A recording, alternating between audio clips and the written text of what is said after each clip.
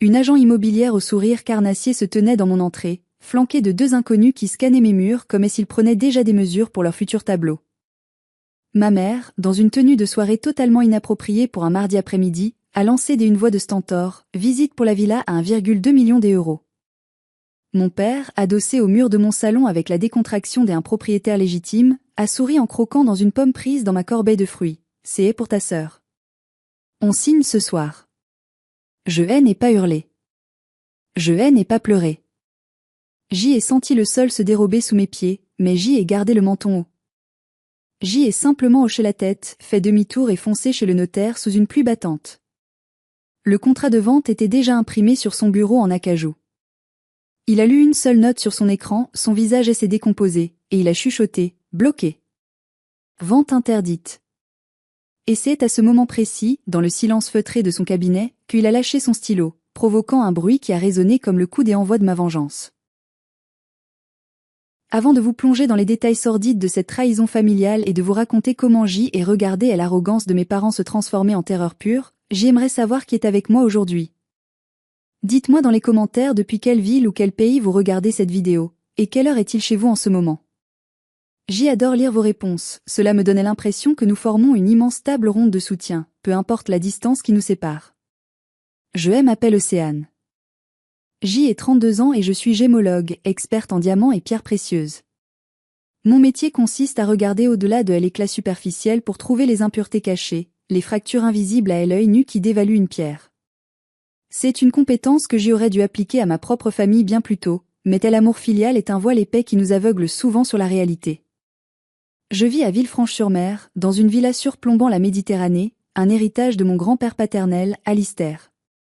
Cette maison n'est pas juste un bâtiment de pierre et de verre, c'est mon refuge, mon sanctuaire, la preuve tangible que quelqu'un, un jour, m'a aimé pour ce que j'y étais, et non pour ce que je pouvais rapporter. Ce jour-là, je rentrais d'un voyage des affaires épuisant à Anvers. La météo était exécrable, un de ces orages méditerranéens violents où le ciel semble vouloir écraser la terre. En arrivant devant mon portail en fer forgé, j'y ai ressenti un premier frisson, et ce n'était pas dû au froid. Une berline noire, luxueuse mais vulgaire, était garée dans mon allée, bloquant l'accès à mon garage. J'y avais confié un double de mes clés à mes parents 3 ans auparavant, après une hospitalisation des urgences, pour qu'ils puissent arroser mes plantes. Une erreur fatale. Une erreur de débutante. En insérant ma clé dans la serrure, j'y entendais déjà des voix. Des rires. Le bruit cristallin de mes verres à vin qui s'entrechoquent. Mon cœur battait la chamade, un tambour sourd dans ma poitrine. J'y ai poussé la porte et l'odeur m'a frappé de plein fouet. Ce n'était pas l'odeur de mon diffuseur de figuier sauvage. C'était un mélange esséurant de parfums bon marché capiteux et des après-rasages musqués. Madame Bérénice, l'agent immobilière la plus redoutée de la côte pour ses méthodes de requin, était là, au milieu de mon hall des entrées. Elle portait un tailleur rouge sang qui jurait violemment avec les tons crème de ma décoration. Elle pointait du doigt mon escalier en colimaçon, une pièce unique en fer forgé, tout en parlant à un couple de quinquagénaires. L'homme, corpulent, portait une montre en or trop grosse pour son poignet. La femme caressait le velours de mon fauteuil préféré comme si elle l'avait déjà acheté. Et ici, vous avez une hauteur sous plafond de 4 mètres, idéale pour vos réceptions, minaudait Madame Bérénice. Je suis restée figée sur le seuil, ma valise à la main, l'eau de pluie ruisselant de mon trench coat sur le marbre blanc.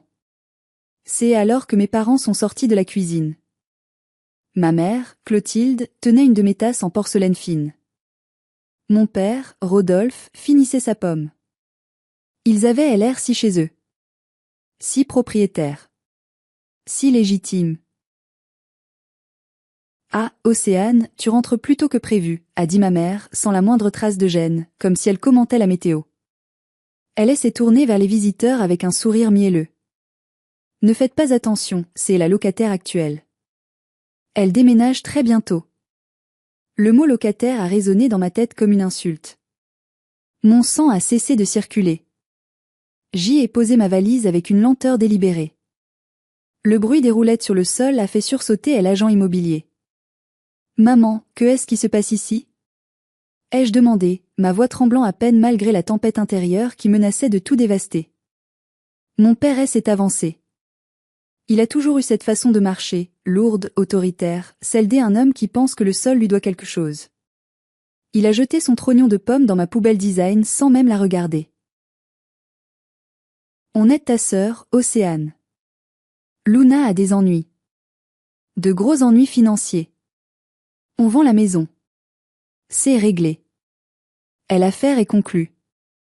Le couple des acheteurs a échangé un regard inquiet. L'homme a froncé les sourcils. Excusez-moi, je croyais que la maison était libre de toute occupation et que cette dame était sur le départ? Elle le sera. A aboyé mon père, coupant la parole à tout le monde.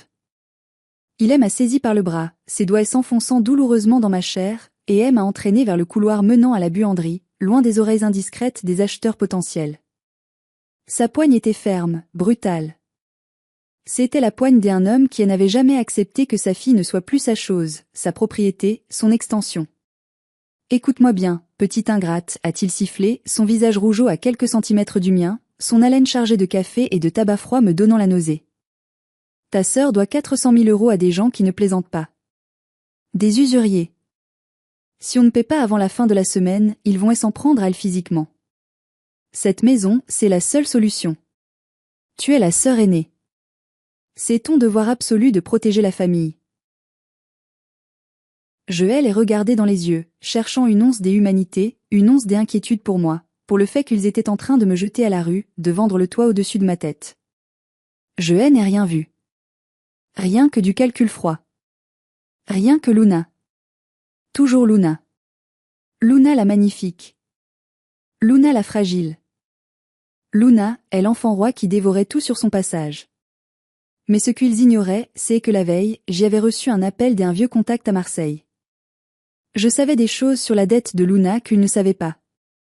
Et surtout, ils avaient oublié un détail crucial, un détail juridique scellé dans le testament de mon grand-père il y a 5 ans.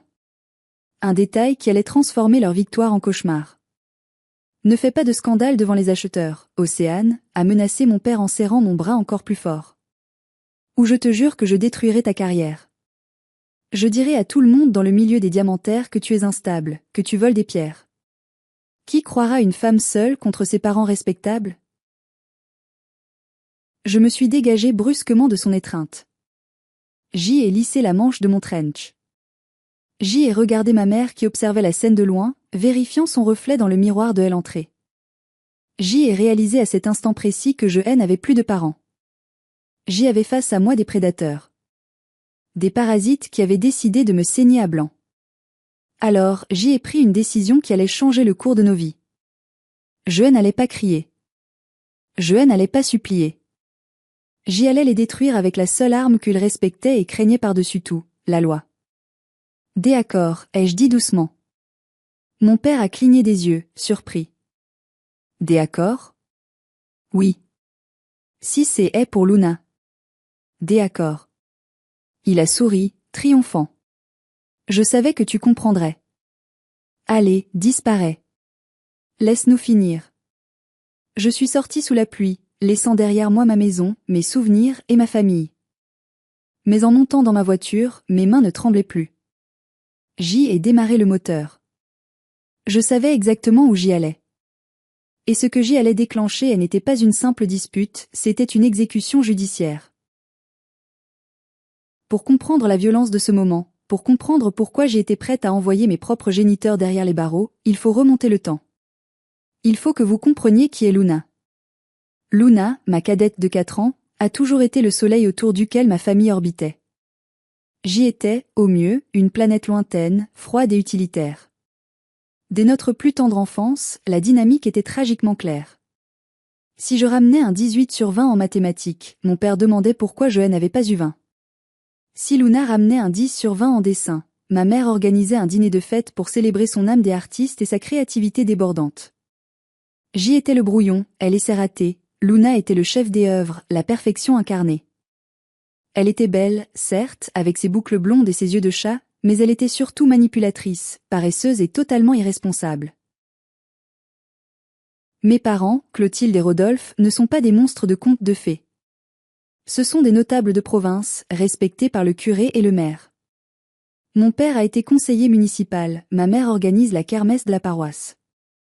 Mais derrière les volets clos de notre maison des enfances, ils ont créé un monstre. Ils ont appris à Luna qu'elle n'avait jamais, absolument jamais, à subir les conséquences de ses actes. Il y a 3 ans, Luna a décidé qu'elle voulait devenir influenceuse et lancer sa propre marque de cosmétiques bio, bien qu'elle n'ait aucune compétence en chimie ni en marketing. Mes parents ont hypothéqué leur résidence secondaire pour lui donner 100 000 € de capital de départ. En 6 mois, l'argent s'est volatilisé. Il n'a pas servi à la recherche et développement. Il a été englouti dans des soirées de lancement luxueuses à Saint-Tropez, des voyages en première classe à Dubaï pour trouver de l'inspiration, et des sacs de créateurs. Il n'y a jamais eu un seul rouge à lèvres produit. Pas un seul. Quand j'y ai essayé, lors d'un déjeuner dominical, de leur dire que Luna les manipulait et qu'elle menait une vie de débauche avec leur argent, ma mère m'a giflé. C'était devant le gigot des agneaux. Le bruit de la gifle a suspendu le temps. Tu es jalouse. Avait-elle hurlé, la bave aux lèvres. Tu as réussi, toi, avec tes pierres froides et ton compte en banque. Ta sœur a une âme sensible, elle a besoin des aides pour décoller. Tu es égoïste, Océane. Tu as un cœur de pierre, exactement comme ceux que tu vends. Cette phrase m'a hanté pendant des années. Un cœur de pierre. Peut-être. Mais les pierres sont solides. Elles résistent à la pression. Elles ne plient pas sous le poids du mensonge. La villa où je vis, cette magnifique bâtisse des années 30, ne vient pas de mes parents. Elle est l'héritage direct de mon grand-père Alistair. Il était le seul, dans cette famille dysfonctionnelle, à voir clair dans leur jeu. Il méprisait la façon dont Rodolphe et Clotilde gâtaient Luna tout en m'ignorant. Avant de mourir d'un cancer foudroyant il y a 5 ans, il m'avait convoqué à l'hôpital. Je revois encore ses mains, parcheminées et tremblantes, serrant les miennes. Océane, m'avait-il dit d'une voix rauque, je te laisse la maison. Pas à ton père. À toi. Uniquement à toi. Mais attention, ma fille. Ils vont essayer de te la prendre. Ton père pense que tout ce qui porte le nom Arlon lui appartient de droit divin. Promets-moi de te protéger. Promets-moi de ne jamais les laisser gagner. J'y avais promis, les larmes aux yeux, sans vraiment croire qu'ils oseraient aller aussi loin. Je ne savais pas à quel point le vieil homme avait raison. Il avait vu le futur. Aujourd'hui, Luna a 28 ans. Elle ne travaille pas. Elle vit dans un appartement loué par mes parents. Et apparemment, elle a contracté une nouvelle dette colossale. 400 000 €. Mon père a parlé de gens dangereux. Je savais que c'était vrai. Luna fréquentait des cercles douteux, des flambeurs, des types qui prêtent de l'argent à des taux criminels dans les arrière-salles des casinos de la côte. Mais ce qui me brisait le cœur en cet instant, alors que je conduisais sous la pluie, ce n'était pas l'argent. Ce n'était même pas la maison en soi. C'était la facilité déconcertante avec laquelle ils avaient décidé de me sacrifier. Ils n'avaient pas demandé. Ils n'avaient pas supplié. Ils n'avaient pas organisé une réunion de famille pour chercher des solutions. Ils avaient décidé, dans mon dos, pendant que je travaillais dur à l'étranger, de vendre mon refuge pour couvrir, encore une fois, les erreurs impardonnables de Luna. Je me suis revue, petite fille, attendant sous le préau de l'école que mon père vienne me chercher, tandis qu'il avait oublié parce qu'il emmenait Luna à son cours de poney.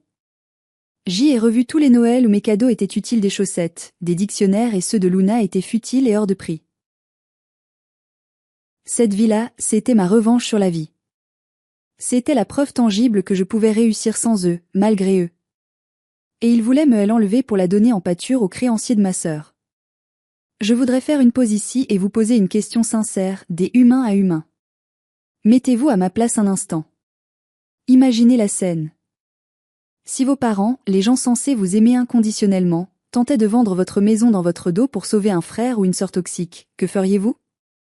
Est-ce que vous céderiez par devoir familial, par culpabilité? Ou est-ce que vous vous battriez jusqu'au bout?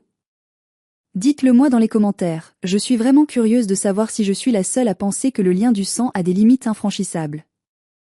La douleur de la trahison était vive, comme une coupure de papier, fine mais brûlante.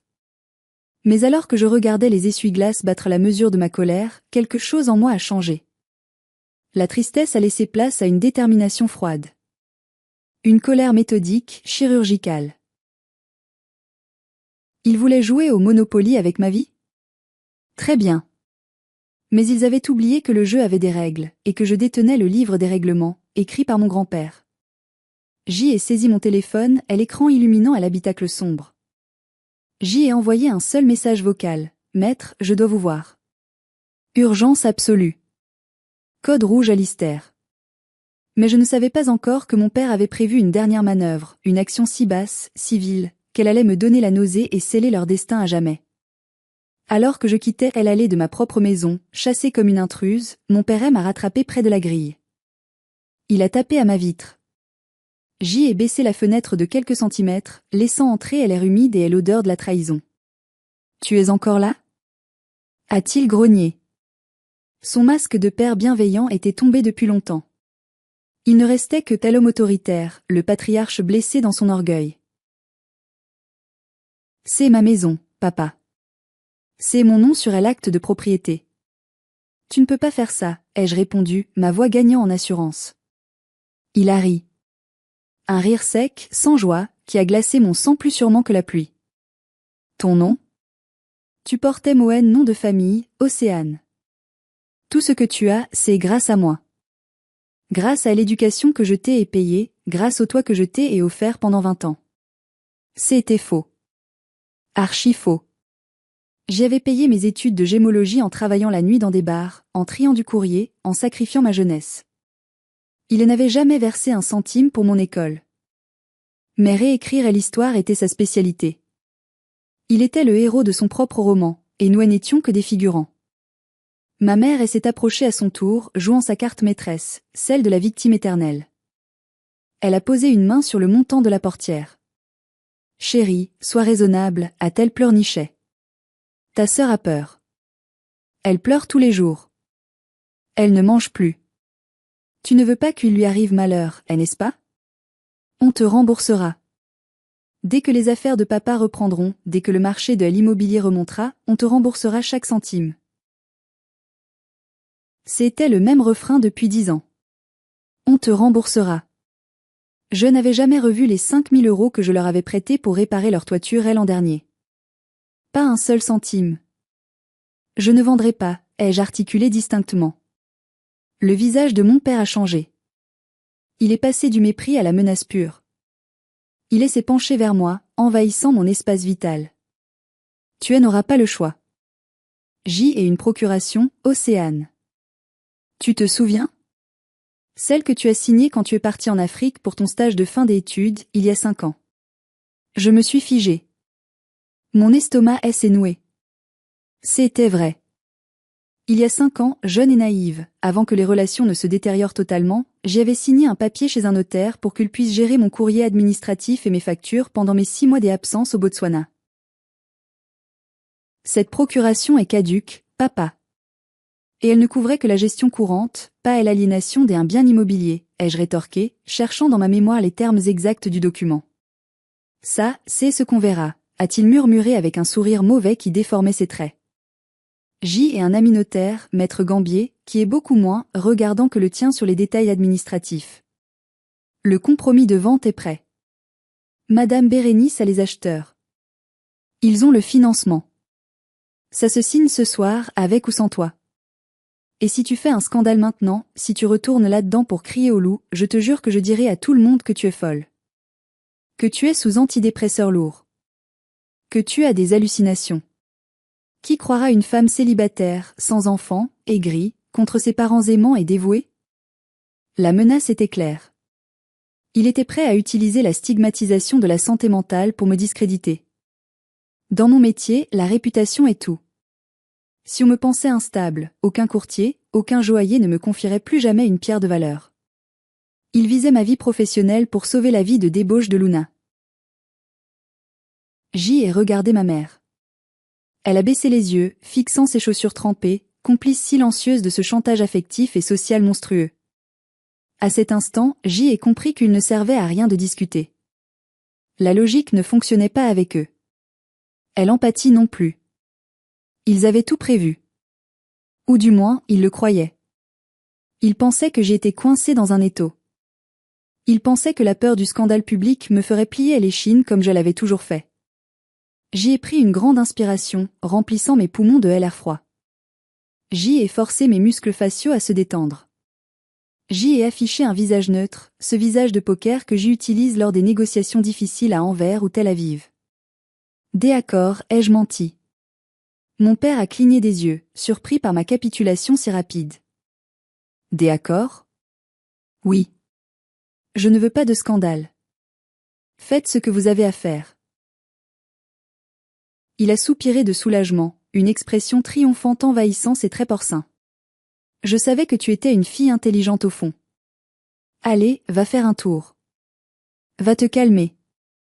Laisse-nous finir la visite. On t'appellera pour signer les papiers finaux ce soir, ou j'y utiliserai la procuration si tu es trop émotive pour tenir un stylo. Je vais faire un tour, ai-je répété comme un automate. J'y ai remonté ma vitre. J'y ai vu mon père tapoter à l'épaule de ma mère, victorieux. Il retournait vers la maison, vers ma maison, comme des conquérants. J'y ai enclenché la marche arrière. La pluie redoublait d'intensité, transformant le paysage en une aquarelle floue et grise. Profitez bien de votre victoire éphémère, ai-je murmuré pour moi-même. Je suis sorti du quartier résidentiel, mes pneus crissant sur l'asphalte mouillé. Je ne conduisais pas sans but. Je savais exactement où j'y allais. Et ce que j'y allais déclencher, elle n'était pas une simple dispute de famille. C'était une guerre nucléaire, une déflagration qui allait raser les fondations mêmes de notre famille. Mais alors que je m'engageais sur la route côtière, mon téléphone a vibré sur le siège passager. C'était un message de ma sœur, Luna. Juste 3 mots qui ont failli me faire perdre le contrôle du véhicule. Merci sœurette. Bisous. Elle savait. Elle attendait quelque part, probablement dans un bar à cocktail ou chez une amie, que je sois dépouillée pour continuer sa vie de princesse.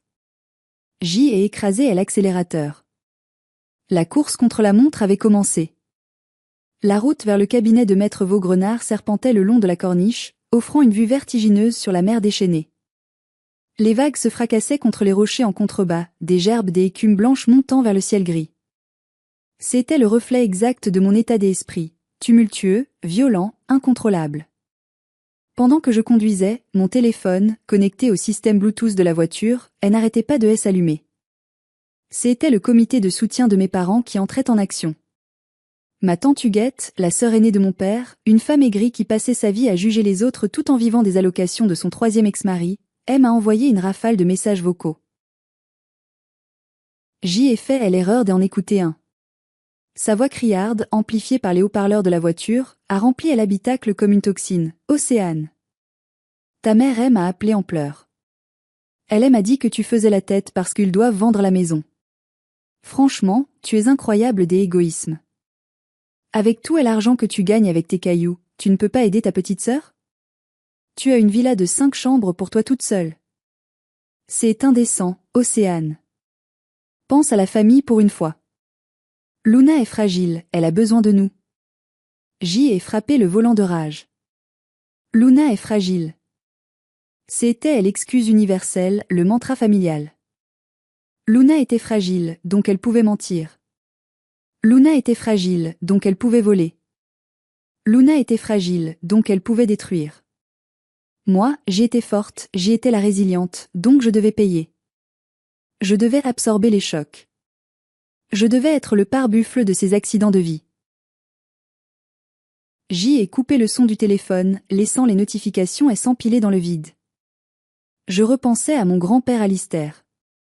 Il était le patriarche, un homme dur mais juste, qui avait bâti sa fortune dans l'import-export après la guerre. Il avait vu Luna grandir. Il avait vu comment elle manipulait la vérité dès l'âge de 6 ans pour obtenir des bonbons ou des jouets. Et il avait vu comment je me réfugiais dans les livres, dans le silence de sa bibliothèque, pour échapper à l'ambiance toxique de la maison. Un jour, peu avant sa mort, alors que je lui tenais la main dans sa chambre des hôpitaux qui sentait l'éther à la fin, il m'avait dit, la richesse ne change pas les gens, Océane. Elle les révèle. L'argent est un amplificateur de caractère. Si tu es bon, tu feras de grandes choses, tu aideras les autres. Si tu es pourri à l'intérieur, l'argent te fera pourrir encore plus vite. Tes parents, ils aiment l'image de l'argent plus qu'ils ne se respectent eux-mêmes. C'est lui qui avait présenté à maître Vaugrenard. C'est lui qui avait insisté, presque paranoïaque, pour blinder mon héritage. Un jour, ils viendront pour toi, avait-il prophétisé. J'y avais trouvé ça exagéré à l'époque. Aujourd'hui, je le remerciais à chaque virage, à chaque coup de frein. Je suis arrivé devant l'immeuble du notaire, dans le centre de Nice. C'était un vieux bâtiment haussmannien, solide, imperturbable, avec une immense porte cochère en bois verni. J'y ai garé ma voiture en double fil, tant pis pour l'amende. J'y ai couru sous la pluie jusqu'au porche, serrant mon sac à main contre ma poitrine comme une bouée de sauvetage. J'y ai sonné à l'interphone. Vidéophone. La secrétaire, Martine, une dame d'un certain âge aux lunettes à chaîne et aux chignons stricts, elle m'a vu arriver trempée, les cheveux collés au visage, essoufflée. Elle me connaissait bien.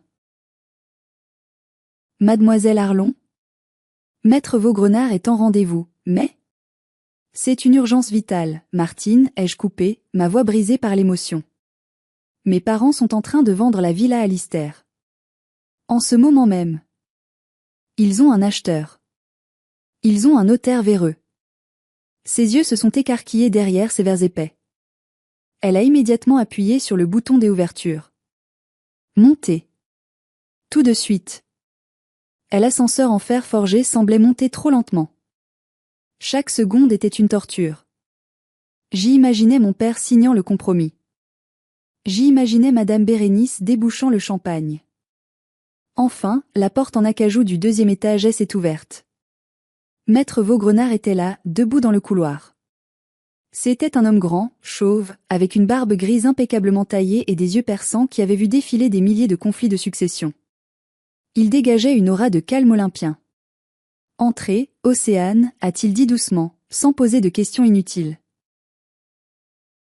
Je suis entré dans son bureau, un sanctuaire tapissé de livres de droit reliés en cuir et de dossiers épais. L'odeur de vieux papier, de cire pour meubles et de tabac à pipet m'a un peu apaisé. C'était l'odeur de la loi. L'odeur de l'ordre. Racontez-moi, a-t-il ordonné en me tendant une boîte de mouchoirs en soie, bien que je ne pleure pas. C'était l'eau de pluie qui coulait sur mon visage, se mêlant à la sueur froide de la peur. J'y ai tout déballé, les mots sortant en cascade. L'agent immobilier. La visite surprise. La menace de mon père. La fausse procuration d'attendez il y a 5 ans. Le chantage affectif. La dette de Luna auprès des usuriers. Maître Vaugrenard écoutait sans m'interrompre, assis derrière son immense bureau, tapotant silencieusement son stylo Mont Blanc sur son buvard vert. Quand j'y ai mentionné la procuration de 5 ans, ses sourcils broussailleux se sont froncés. Une procuration pour gérer le courrier ne donne aucun droit sur l'aliénation d'un bien immobilier, a-t-il dit d'une voix grave, presque caverneuse. Ils utilisent ce document pour signer un compromis de vente, c'est du faux et usage de faux. C'est du pénal, Océane. C'est la prison. Il s'en fiche, ai-je répondu, tremblante. Mon père a dit qu'il avait un notaire moins regardant. Maître Gambier. Ils veulent forcer la vente aujourd'hui. Ils sont désespérés. Gambier, a murmuré Vaugrenard avec une grimace de dégoût. Je connais l'individu. Un homme qui a plus de dettes que de scrupules. Il s'est tourné vers son ordinateur. Il a ajusté ses lunettes sur son nez aquilin. Voyons voir le fichier immobilier central. Si Gambier a ouvert un dossier de vente sur votre parcelle, je vais le voir tout de suite. Le système est interconnecté en temps réel. Le silence dans la pièce était total, lourd, oppressant. Seul le cliquetis rapide de son clavier et le bruit de la pluie fouettant les hautes fenêtres troublaient la quiétude du lieu. Mon cœur battait si fort que j'y avais l'impression qu'il allait sortir de ma poitrine pour s'écraser sur le bureau. Et est-ce s'ils avaient réussi?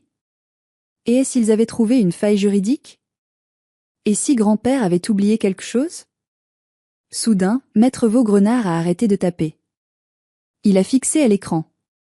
Il a plissé les yeux, elle s'est penchée en avant, puis elle s'est lentement redressée dans son fauteuil en cuir qui a craqué sous son poids.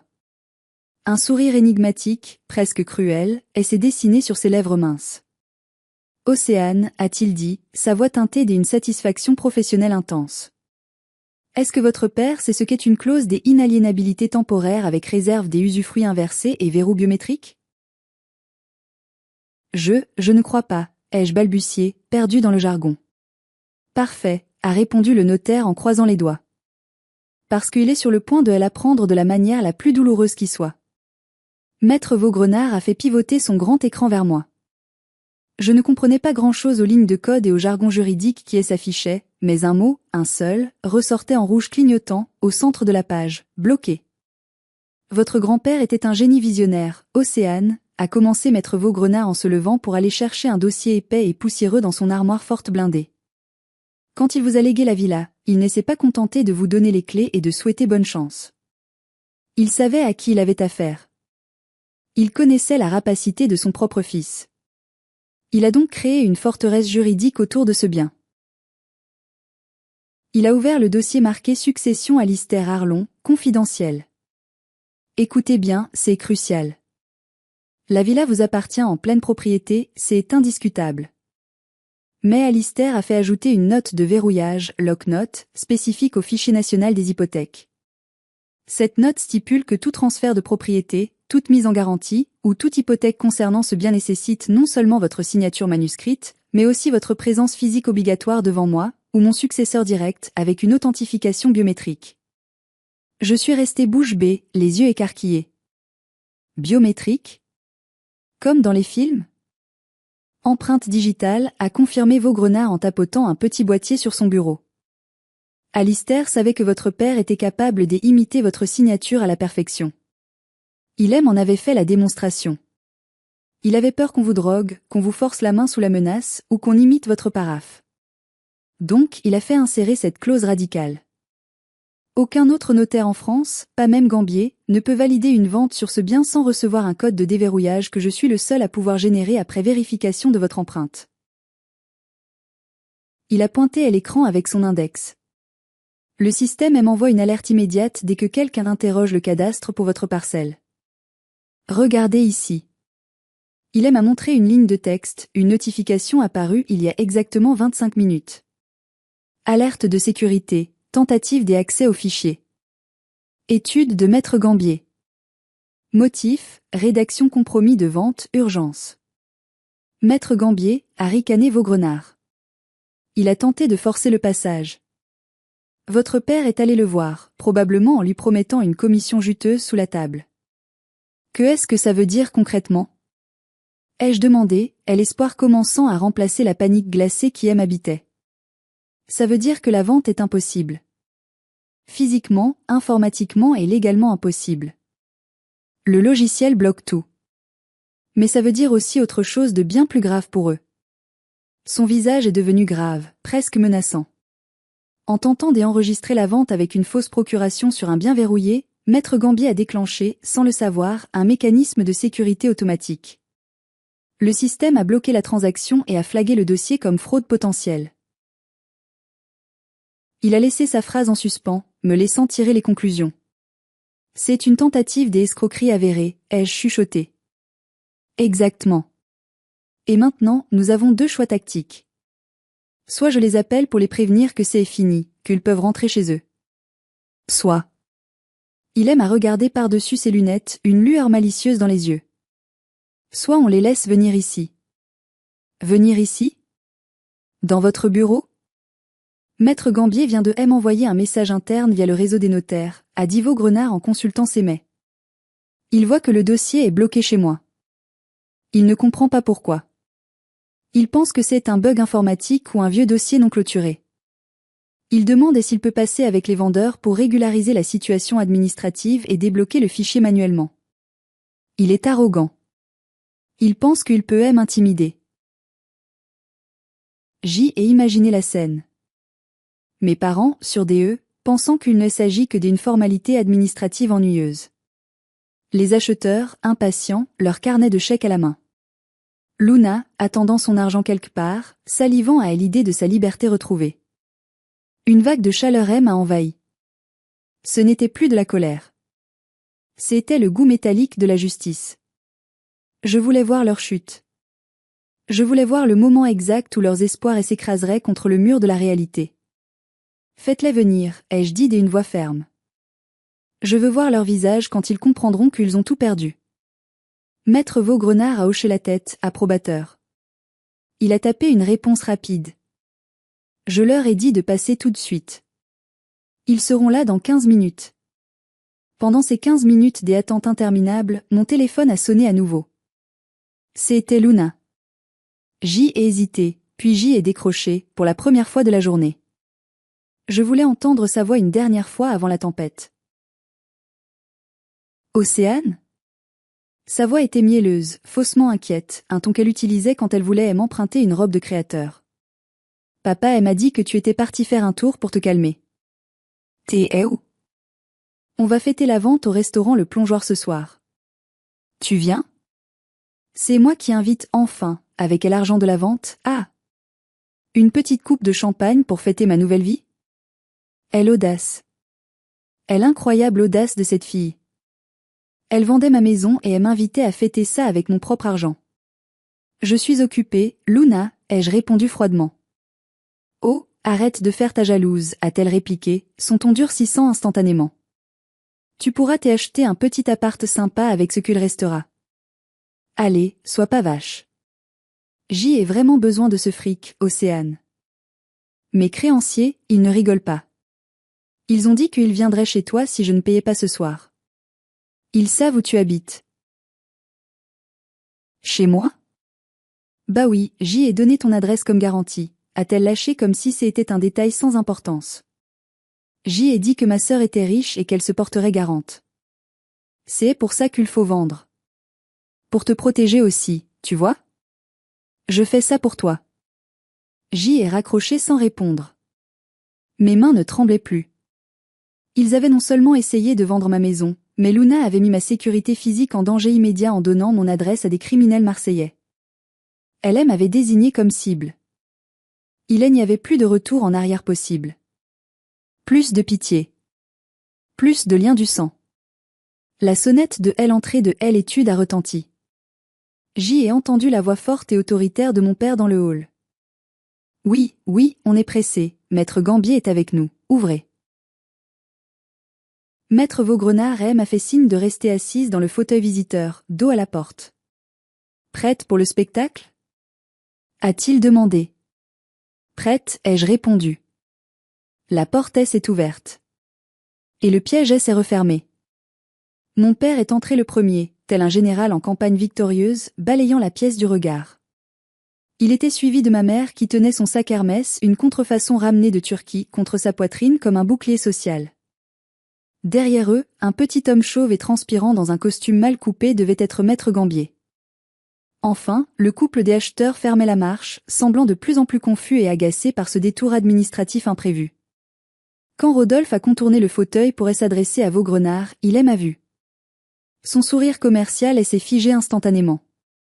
C'était comme voir une fissure apparaître sur un masque de porcelaine bon marché. Océane ? A-t-il bégayé, sa voix perdant 2 octaves. Que est-ce que tu fais là ? Tu as dit que tu allais faire un tour. J'y attends la signature, papa, ai-je répondu avec un calme olympien qui contrastait avec la tempête à l'intérieur de moi.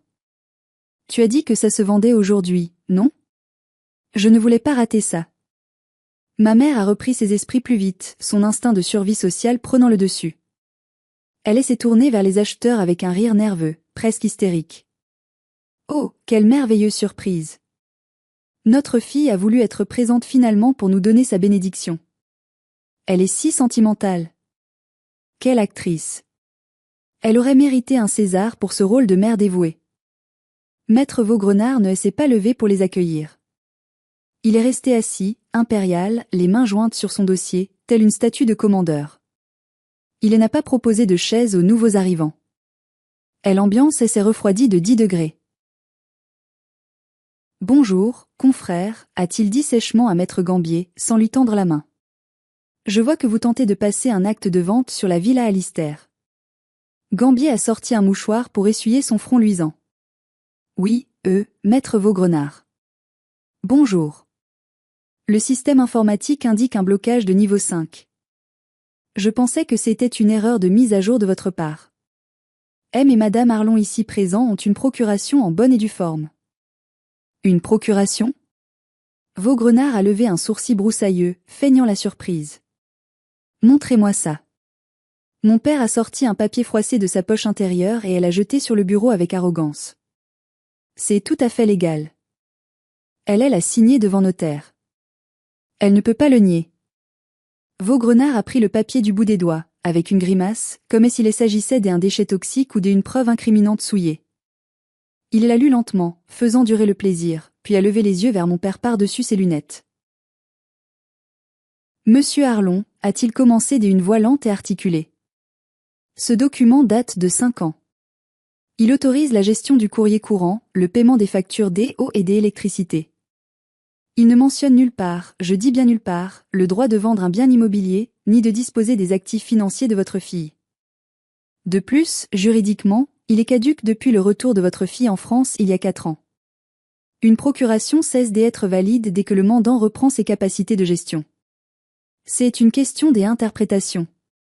A aboyé mon père, sentant le sol se dérober sous ses pieds. Je suis son père. Je sais ce qui est bon pour elle. Ces gens ont un chèque de banque. On signe maintenant. Gambier, faites quelque chose. Il a tapé du poing sur le bureau, faisant trembler la lampe de banquier. Les acheteurs ont reculé d'un pas, effrayés par cette violence soudaine. Monsieur, a intervenu à l'acheteur, visiblement très mal à l'aise. Si les papiers ne sont pas en règle, nous ne voulons pas de problème. Nous cherchons une maison, pas un procès. Taisez-vous. A hurlé ma mère, perdant son sang-froid et son masque de bourgeoise. C'est juste une formalité administrative. Océane, dis-leur. Dis-leur que tu es des accords. Fais-le pour Luna. Ne sois pas une petite garce égoïste. Elle s'est précipitée vers moi, m'agrippant le bras avec une force surprenante. Ses ongles manucurés s'enfonçaient dans ma chair à travers mon trench. Tu ne vas pas nous faire ça? Après tout ce qu'on a fait pour toi? Ta sœur va mourir si on ne paie pas ce soir. Tu veux la mort de ta sœur sur la conscience? C'est ça que tu veux? J'y ai regardé la main de ma mère sur mon bras. J'y ai vu la haine dans ses yeux. Pas de l'amour. De la haine pure parce que je refusais d'être leur victime. Lâche-moi, ai-je dit doucement. Non. Tu vas signer ce putain de papier. Elle aime à secouer comme un prunier. C'est là que maître Vaugrenard s'est levé de toute sa hauteur. Il mesurait près des 1,90 m. Madame Arlon, lâchez votre fille immédiatement ou j'y appelle la sécurité et je vous fais sortir manu militari. Ma mère m'a lâché comme si je l'avais brûlée. Elle a reculé, haletante. La vente n'aura pas lieu, a déclaré Vaugrenard, sa voix résonnant comme un verdict divin dans la pièce silencieuse. Non seulement parce que votre procuration est sans valeur juridique, mais parce que le titre de propriété de cette villa contient une clause de verrouillage absolu. Même si Océane voulait vendre aujourd'hui, sous la torture, elle ne le pourrait pas sans une procédure de déverrouillage de 3 mois. Le système est inviolable. Quoi? Mon père est devenu pâle comme un linge. Mais est l'argent, on a promis à l'argent pour ce soir. Les gars attendent. C'est votre problème, monsieur, pas celui de votre fille, a tranché le notaire. Et maintenant, j'y ai une mauvaise nouvelle pour vous, et une très mauvaise nouvelle pour maître Gambier. Il a appuyé sur une touche de son téléphone fixe. Martine? Faites entrer les officiers, s'il vous plaît. Ils doivent être arrivés. Les yeux de mon père sont sortis de leurs orbites. Les officiers? De police? Oui, a dit Vaugrenard en se rasseyant calmement. Quand le système détecte une tentative de vente frauduleuse sur un bien verrouillé par une lock-note, le protocole impose de prévenir le procureur de la République. C'est automatique. Je ne peux pas l'arrêter. C'était un mensonge, bien sûr. Le système n'appelait pas la police tout seul. Vaugrenard les avait appelés pendant que j'y attendais dans son bureau. Mais c'était un mensonge magnifique, une mise en scène théâtrale pour les briser. La porte s'est ouverte à nouveau. 2 policiers en uniforme sont entrés, l'air sévère, l'eau de pluie ruisselant sur leurs casquettes et leurs imperméables. L'odeur de l'autorité a rempli la pièce. Monsieur Rodolphe Arlon? Madame Clotilde Arlon? A demandé le plus grand des deux, consultant un carnet. Le silence qui a suivi était assourdissant. On n'entendait plus que la respiration sifflante de mon père, proche de l'apoplexie. Mais le pire, le clou du spectacle, restait à venir. car Luna, impatiente, inquiète de ne pas avoir de nouvelles de son virement, avait décidé de nous rejoindre. Et elle arrivait dans le couloir, talons claquant sur le parquet, sans savoir qu'elle marchait droit dans la gueule du loup. Luna a fait irruption dans le bureau comme une tornade rose. Elle portait un manteau de fausse fourrure flashy, des lunettes de soleil sur la tête malgré l'orage, et mâchait un chewing-gum avec une vulgarité assumée. Elle ignorait totalement la tension électrique qui saturait l'air. Bon alors? Ça prend des plombes. A-t-elle lancé en entrant, sans même dire bonjour. J et les gars au téléphone, il est s'impatiente. Il est tout le chèque? Je dois aller à la banque avant la fermeture. Elle s'est arrêtée net au milieu de la pièce en voyant les uniformes bleus. Son regard a balayé la scène, mon père blême et tremblant, ma mère effondrée sur une chaise, maître Gambier qui essayait de se fondre dans le décor en rangeant ses dossiers, et moi, assise calmement, les observant. C'est quoi ce bordel? A-t-elle demandé, sa voix montant dans les aigus, perdant toute assurance. Pourquoi y a les flics? Le brigadier Morel, un homme à la carrure imposante, s'est avancé vers elle. Mademoiselle Luna Arlon? Ouais, c'est moi. Pourquoi? J'y ai rien fait. Nous avons reçu un signalement concernant une tentative d'extorsion de fonds, des abus de faiblesse et de fraude immobilière en bande organisée, a expliqué le policier avec une diction parfaite. Luna a éclaté de rire. Un rire nerveux, hystérique, qui sonnait faux. Extorsion? Et n'importe quoi. Vous délirez. C'est mes parents qui vendent la maison de ma sœur pourraient m'aider. C'est une affaire de famille. On s'entraide chez les Arlon. Océane est d'accord, pas vrai Océane? Elle s'est tournée vers moi, ses yeux implorant soudainement, changeant de tactique en une fraction de seconde. Dis-leur, Océane. Dis-leur que tu nous aides. Dis-leur que c'est un cadeau pour ta petite sœur préférée. Allez, sois sympa. J'y ai regardé ma petite sœur. J'y ai vu la peur panique derrière ses couches de fond de teint.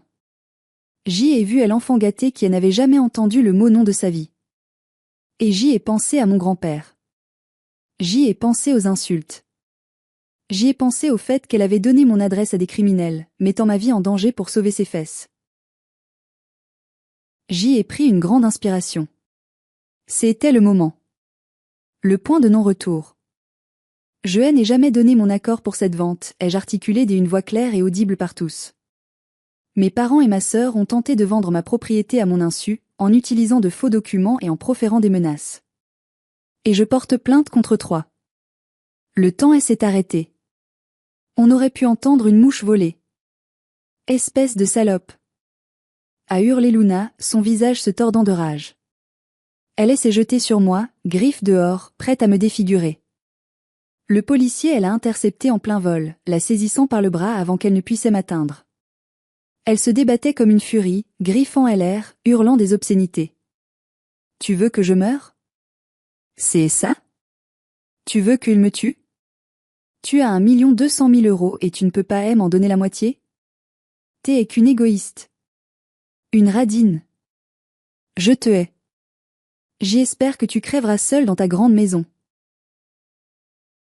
Mon père, sortant de sa torpeur catatonique, a essayé de s'interposer maladroitement. Ne touchez pas à ma fille. Lâchez-la. Elle est fragile. Monsieur, calmez-vous ou on vous menotte aussi pour rébellion, a prévenu le brigadier en repoussant mon père d'une main ferme. Maître Vaugrenard a alors pris la parole, sa voix tranchante comme une lame de guillotine. Il y a plus, brigadier. Mademoiselle Luna vient d'admettre devant témoin qu'elle a des gars qui attendent l'argent. Cela confirme la dette auprès de créanciers illégaux et le mobile de l'escroquerie. Et Monsieur Arlon a menacé sa fille aînée plus tôt dans la journée de détruire sa réputation professionnelle. Ma mère s'est effondrée en pleurs bruyants, se cachant le visage dans ses mains. Mon Dieu, tout est fichu. Le scandale. Que vont dire les voisins? On ne pourra plus aller à la messe. Même à ce moment-là, alors que sa famille implosait, sa seule préoccupation était le regard des autres. Pas le fait que sa fille aînée venait d'être trahie, ni que sa cadette était impliquée avec la mafia locale. Juste les voisins. Juste les apparences. C'était pathétique. Les acheteurs, qui assistaient à la scène, pétrifiés contre le mur, ont commencé à reculer vers la porte de sortie. Nous allons partir, a murmuré l'homme, livide. Nous retirons notre offre. Définitivement. Nous ne voulons rien avoir à faire avec ça. Attendez. A crié mon père, désespéré. On peut s'arranger. C'est un malentendu. Ça suffit, a coupé le policier. Monsieur et Madame Arlon, Mademoiselle Luna, vous allez nous suivre au poste pour éclaircir cette histoire de faux documents et de menaces. Maître Gambier, je pense que le conseil de l'ordre des notaires voudra aussi vous parler très rapidement. Vos agissements sont suspects. Alors qu'ils étaient escortés hors du bureau, mon père s'est retourné vers moi une dernière fois sur le seuil. Il n'y avait plus de colère dans ses yeux, juste une haine pure, froide, éternelle. Tu n'es plus ma fille, a-t-il craché. Tu es morte pour nous. Je te déshérite. J ai soutenu son regard sans ciller, sentant une force nouvelle m'envahir. Je suis morte pour vous le jour où vous avez choisi l'argent plutôt que moi, papa. Gardez votre héritage. Je n'en veux pas. J ai déjà ma liberté. Adieu. La porte s'est refermée sur eux. Le silence est retombé dans le bureau, l'eau m'est purifiée. Je me suis laissé aller contre le dossier du fauteuil. Je tremblais de tout mon corps. L'adrénaline retombait, laissant place à une fatigue immense. C'était fini. J'y avais gagné. Mais pourquoi avais-je l'impression d'y avoir perdu quelque chose d'essentiel? Maître Vaugrenard s'est levé, a contourné son bureau et a posé une main paternelle et réconfortante sur l'épaule. Vous avez fait ce qu'il fallait, Océane. C'était de la légitime défense. Il vous aurait détruite sans hésiter. Je sais, ai-je murmuré. Mais maintenant, je suis vraiment seule. Orpheline de mon vivant. Non, a-t-il répondu doucement. Maintenant, vous êtes libre. Et croyez-moi, la liberté a un prix élevé, mais elle en vaut la peine. Mais l'histoire ne s'arrête pas là. Car si vous pensez que Luna et mes parents allaient en rester là, vous ne connaissez pas la capacité de nuisance d'une famille narcissique acculée. Ce qui s'est passé dans les semaines suivantes a dépassé tout ce que j'y aurais pu imaginer. Les jours qui ont suivi ont été un mélange surréaliste de calme absolu et de chaos juridique. J'y ai suivi les conseils de Vaugrenard à la lettre. J'y ai fait changer toutes les serrures de la villa par un serrurier agréé. J'y ai fait installer un système des alarmes de pointe avec caméra de surveillance, relié directement au commissariat. Ma maison est devenue Fort Knox. Mes parents et Luna ont passé 24 heures en garde à vue. Grâce à l'intervention d'un avocat coûteux probablement payé avec les dernières économies de ma grand-mère maternelle, ils ont évité la détention provisoire immédiate. Mais ils ont été mis en examen pour faux, usage de faux, tentative d'escroquerie et menaces. Une ordonnance d'éloignement strict a été prononcée, interdiction absolue d'approcher de moi ou de ma maison à moins de 500 mètres. Mais la violence physique n'est pas la seule arme des personnes toxiques. Quand ils ne peuvent plus vous atteindre physiquement, ils attaquent votre réputation. Ils ont lancé une campagne de diffamation d'une ampleur effrayante. Dans la petite ville de Villefranche, tout se sait. Et ce qui ne se sait pas s'invente. Ma mère a raconté à qui voulait l'entendre, le boulanger chez qui j'y achetais mon pain depuis 10 ans, le prêtre, ses amis du club de bridge que j'y avais perdu la tête. Que j'y étais sous l'emprise d'une secte dangereuse qui en voulait à l'argent de la famille. Que j'y avais volé l'héritage de ma sœur en manipulant mon grand-père sénile et que je les avais attaqués en justice parce qu'ils voulaient simplement m'aider à gérer mon argent pour ne pas que je le donne au gourou. J'y ai commencé à recevoir des regards en biais quand j'y allais faire mes courses. Des murmures sur mon passage. Le silence qui se fait quand j'y entre dans la pharmacie. Des gens que je connaissais depuis l'enfance changeaient de trottoir pour ne pas me saluer. Ma tante Huguette a créé un groupe Facebook intitulé Justice pour la famille Arlon, peignant ma sœur comme une victime du système judiciaire et moi comme le bourreau ingrat. C'était douloureux. Terriblement douloureux d'être le méchant de l'histoire alors que j'étais la victime. J'y ai failli craquer. J'y ai failli retirer ma plainte juste pour que ça s'arrête, pour retrouver une vie normale. Mais un soir, en rentrant chez moi, j'y ai trouvé quelque chose devant mon portail. Ce n'était pas une lettre de menace de ma famille. C'était une pierre. Une grosse pierre de jardin, jetée à travers la vitre de ma boîte aux lettres qui gisait en morceaux sur le sol.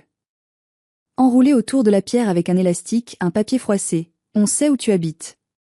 Paix pour ta sœur ou on brûle tout. Ce n'était pas à l'écriture de mon père. C'était à l'écriture grossière et menaçante des créanciers de Luna. La réalité, elle m'a frappé de plein fouet. Mes parents, n'avaient pas réussi à vendre la maison, donc Luna, n'avait pas pu payer. Et maintenant, ces problèmes devenaient les miens. La menace, elle n'était plus théorique, elle était sur mon paillasson. J'y ai appelé le brigadier Morel. Il est venu immédiatement avec une équipe. Il a pris la note avec des gants en latex, son visage grave éclairé par les gyrophares bleus. Mademoiselle Arlon, la situation devient critique, a-t-il dit. Vos parents ont mis le doigt dans un engrenage très dangereux. Nous avons identifié les personnes à qui votre sœur doit de l'argent. Ce sont des usuriers basés à Marseille, connus pour leur violence. Ils ne bluffent pas. Que est-ce que je dois faire? Ai-je demandé, terrifié, serrant mon gilet contre moi. Partez, a-t-il conseillé sans détour. Juste pour quelques semaines. Le temps qu'on démantèle ce réseau. Luna a craqué en garde à vue, elle a donné beaucoup d'informations pour essayer de sauver sa peau. Elle a balancé les noms. La police judiciaire prépare une descente massive. Mais en attendant, vous êtes une cible prioritaire car ils pensent que vous avez l'argent. J'y ai regardé ma villa. Mon sanctuaire. Devoir fuir ma propre maison à cause des eux? C'était l'injustice ultime. La victoire finale de leur toxicité. Mais j'y ai écouté la raison. J'y ai fait mes valises en 10 minutes. J'y ai pris mes bijoux les plus précieux, les dossiers importants, mon ordinateur, et je suis parti dans la nuit. J'y ai loué un Airbnb anonyme dans l'arrière-pays niçois, un petit studio perdu dans la montagne, loin de la mer, loin des souvenirs. Pendant mon exil de 3 semaines, j'y ai eu le temps de réfléchir. Seul, sans internet, avec pour seule compagnie le vent dans les pins. J'y ai réalisé que la famille, ce n'est pas le sang. La famille, c'est le respect. C'est la sécurité. C'est la confiance. Et mes parents avaient rompu ce contrat tacite il y a bien longtemps. 2 semaines plus tard, le brigadier Morel m'a appelé. C'est fini, Océane. On les a arrêtés. Le réseau est tombé ce matin. Et, nous avons trouvé des preuves intéressantes chez l'un des usuriers lors de la perquisition. De quelles preuves parlez-vous? Ai-je demandé, le cœur battant. Des enregistrements téléphoniques. Votre père a négocié avec eux il y a 3 jours. Il leur a proposé de se servir dans votre villa en attendant la vente. Il leur a littéralement donné la permission de venir vous cambrioler pour récupérer des objets de valeur, des tableaux, vos bijoux, pour payer une partie de la dette. Le téléphone a failli me tomber des mains. Mon propre père. Il avait autorisé des criminels à violer mon intimité, à potentiellement me faire du mal si j'y avais été là, juste pour couvrir la dette de Luna. Il m'avait vendu. À ce moment précis, le dernier lien, le dernier fil ténu qui me rattachait à est brisé net. Ce n'était plus de la tristesse. C'était du dégoût. Une indifférence totale, absolue et glaciale. J'y ai dit au policier d'une voix blanche, ajoutez ça au dossier. Je veux qu'ils prennent le maximum. Je ne retirerai rien. Je suis rentré chez moi le lendemain. Le soleil brillait enfin. J'y ai ouvert les volets. La maison sentait le renfermer, mais elle était toujours là. Elle était à moi. Et pour la première fois, elle ne semblait plus hantée par l'ombre de mes parents. Mais le procès approchait. Et je savais que ce serait la dernière confrontation et l'ultime bataille. Le procès a eu lieu 6 mois plus tard, au tribunal correctionnel de Nice. La salle des audiences était bondée. Les rumeurs de village avaient attiré les curieux, les voisins voyeurs, et même quelques journalistes locaux friands de drames bourgeois. Mes parents étaient assis sur le banc des accusés. Ils avaient vieilli de 10 ans. Mon père était voûté, son arrogance habituelle avait disparu, remplacée par une peur visible. Il portait un costume froissé. Ma mère pleurait silencieusement dans un mouchoir en dentelle, jouant encore et toujours la comédie de la mère éplorée. Luna, elle, regardait ses ongles, elle l'air ennuyée, comme si elle attendait son tour chez le coiffeur. Elle ne semblait pas réaliser la gravité de la situation. Quand j'y ai été appelée à la barre pour témoigner, j'y ai senti tous les regards sur moi. J'y ai raconté toute l'histoire. est l'enfance, la négligence, le favoritisme incessant, et enfin, cette journée fatidique. J'y ai parlé avec calme, sans haine, juste des faits bruts. J'y ai décrit la douleur de ne jamais être assez bien. L'avocat de mes parents, un ténor du barreau aux méthodes agressives, a essayé de me faire passer pour une fille ingrate et calculatrice. N'est-il pas vrai, mademoiselle, que vos parents vous ont logé, nourri et blanchi pendant 20 ans? A-t-il tonné? N'est-il pas naturel pour des parents aimants de vouloir aider un enfant en détresse? Vous êtes riche, mademoiselle Arlon. N'auriez-vous pas pu faire un geste pour votre sœur? J'y ai regardé l'avocat dans les yeux et j'y ai répondu. Aider un enfant en détresse est naturel, maître. Voler un enfant pour en sauver un autre ne l'est pas, sacrifier la sécurité de L1 pour le confort de L autre est criminel. Mon argent, je l'ai gagné. Eux, ils ont voulu le voler. Le procureur a été impitoyable dans son réquisitoire. Il a brandi la fausse procuration comme une arme.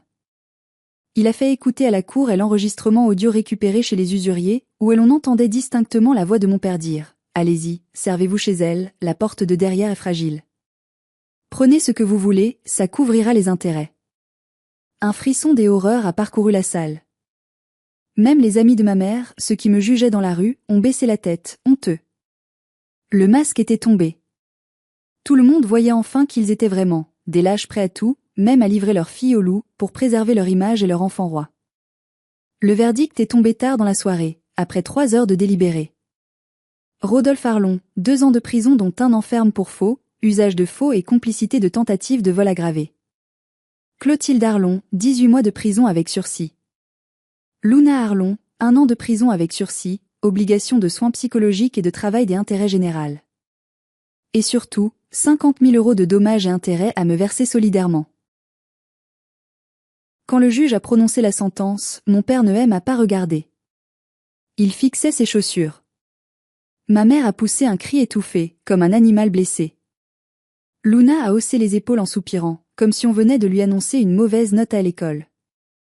En sortant du tribunal, la nuit était tombée. L'air était frais.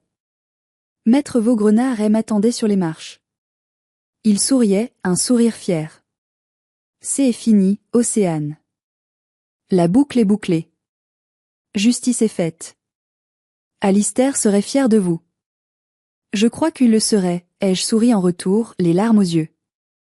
Je suis sortie sur le parvis du palais de justice. Je me sentais légère. Une légèreté physique que je n'avais jamais connue. Je n'avais plus de famille, c'est vrai. J'y étais techniquement seule au monde. Mais je n'avais plus de boulets aux pieds. Je n'avais plus peur de mon téléphone. J'y ai croisé ma tante Huguette sur le parking. Elle m'a foudroyé du regard, la haine déformant son visage. « Tu es contente ?» a-t-elle craché.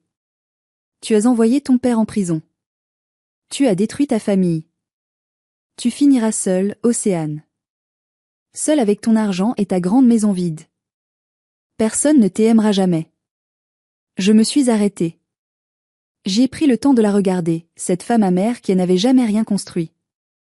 Mieux vaut être seule dans une maison vide que mal accompagnée dans une maison pleine de mensonges, tante Huguette, ai-je répondu calmement. Et ma maison ne sera pas vide. Elle sera remplie de paix. Quelque chose que vous ne connaîtrez jamais. Je suis montée dans ma voiture et je suis partie sans me retourner. C'était la dernière fois que je la voyais. Cela fait maintenant 1 an que le procès est terminé.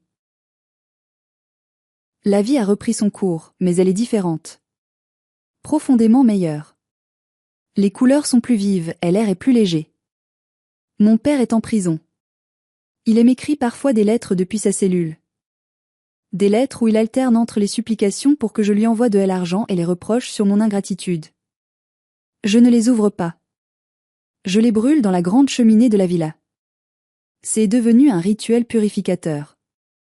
Regarder ces mots de manipulation se transformer en cendres et s'envoler dans la cheminée me procure une paix immense. Ma mère vit seule dans un petit appartement en banlieue. Elle a dû vendre leur maison, la vraie, pas la mienne, pour payer les frais de justice exorbitants et une partie des dettes de Luna qui continuent de courir. Elle essaie de m'appeler à chaque Noël et à mon anniversaire. Je ne décroche pas. J'y ai bloqué son numéro, mais elle en change souvent.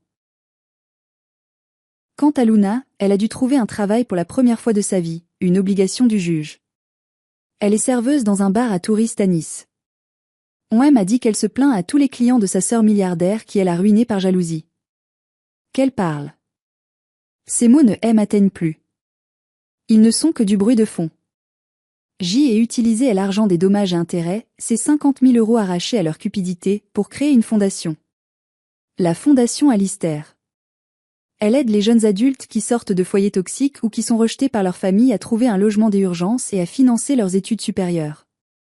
Je transforme l'argent de la haine en argent de tel espoir. Chaque étudiant que j'y aide est une petite victoire sur mon passé. Ma villa est toujours là, surplombant la mer éternelle. J ai redécoré le salon. J ai enlevé les meubles que les étrangers avaient touchés ce jour-là. J ai mis des couleurs vives, des plantes tropicales, de la lumière partout. Ce n'est plus la maison de mon grand-père, ni celle que mes parents convoitaient. C'est ma maison. Elle me ressemble. J ai aussi rencontré quelqu'un. Un architecte qui ne connaît pas mon passé, qui aime à rencontrer lors d'un vernissage. Il est même pour qui je suis, pas pour ce que je peux lui donner. Nous prenons notre temps. J'y apprends à faire confiance à nouveau, à baisser ma garde. Ce n'est pas facile, les cicatrices sont profondes, mais chaque jour est une victoire. Parfois, quand il pleut et que l'orage gronde sur la baie, je repense à ce jour-là. Je repense à l'agent immobilier dans l'entrée, au sourire suffisant de mon père, à la peur qui m'a saisi. Et je me dis que c'était, paradoxalement, la meilleure chose qui pouvait m'arriver. Cet événement a été l'incendie nécessaire. Le feu qui a ravagé la forêt de mensonges, mais qui a permis à de nouvelles graines, saines et fortes, de germer sur les cendres. J'y ai perdu des parents que je n'avais jamais vraiment eus, mais je me suis trouvé moi-même. J'y ai trouvé ma force. On nous apprend dès l'enfance qu'il faut honorer ses parents. Qu'il faut pardonner à la famille quoi qu'il arrive, car le sang est plus épais que l'eau. C'est un mensonge dangereux. Le respect se mérite, quel que soit l'ADN. L'amour se nourrit des actes, pas de mots. Et la protection de soi n'est pas de l'égoïsme, c'est de la survie pure. Si vous êtes dans une situation similaire, si vous sentez que votre famille vous draine, vous utilise, vous rabaisse, vous manipule, n'attendez pas qu'ils essaient de vendre votre maison dans votre dos. N'attendez pas qu'ils franchissent la ligne rouge de l'illégalité. Écoutez votre instinct. Posez vos limites maintenant. Dites non. Et si nécessaire, partez. Coupez les ponts. La culpabilité passera, je vous le promets. La liberté, elle, restera pour toujours. Voilà, c'était mon histoire. Merci de m'avoir écouté jusqu'au bout, d'avoir partagé ce voyage douloureux mais libérateur avec moi. J'espère qu'elle vous donnera la force de mener vos propres batailles, quelles qu'elles soient. Si cette histoire vous a touché, ou si vous avez vécu quelque chose de similaire, s'il vous plaît, laissez un j'aime sur cette vidéo. C'est un petit geste pour vous, un simple clic, mais cela m'aide énormément à faire connaître cette chaîne et à partager ce message avec des autres personnes qui pourraient en avoir besoin. Et surtout, abonnez-vous à la chaîne et activez la cloche pour ne pas manquer les prochaines histoires. Nous avons besoin de construire une communauté de soutien, une famille que nous choisissons nous-mêmes, basée sur le respect et l'écoute. Enfin, une dernière chose importante, racontez-moi votre expérience dans les commentaires. Avez-vous déjà dû couper les ponts avec un membre toxique de votre famille? Comment vous êtes-vous senti après? Culpabilité ou soulagement? Je lirai toutes vos histoires avec attention. Prenez soin de vous. Vous valez bien plus que ce qu'ils disent. À bientôt.